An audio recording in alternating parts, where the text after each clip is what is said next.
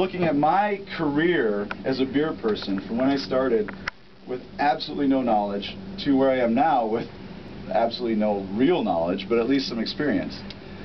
It's fascinating how much I take for granted, and when I think about the people that haven't had a chance to travel to these places, it might be interesting, I thought, and Albie thought as well, for us to talk a little bit about some of the differences between America and Belgium, what is true about Belgian beer culture, what is not true, what we think is true, but in fact is twisted somehow, and basically just have a conversation about it, because let's face it, Belgian beer is very interesting. Right now we're seeing a renaissance of this stuff that is extending globally.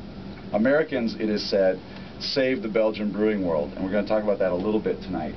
So, thank you for coming. That was a long preamble. We're screwed, Albie.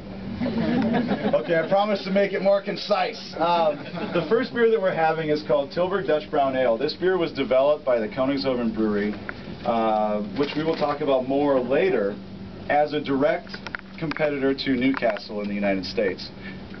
In which capacity it failed miserably commercially, but it has done extremely well in this market because it's a nice beer. So everybody, the way that I like to do my beer tastings, unfortunately I talk so long you're probably all done with your beer. This is the order in which I like to go when I'm critically evaluating a beer, and we're just going to start with that. First things first, you start with the eyes. Everybody do what I do. Hold up the beer.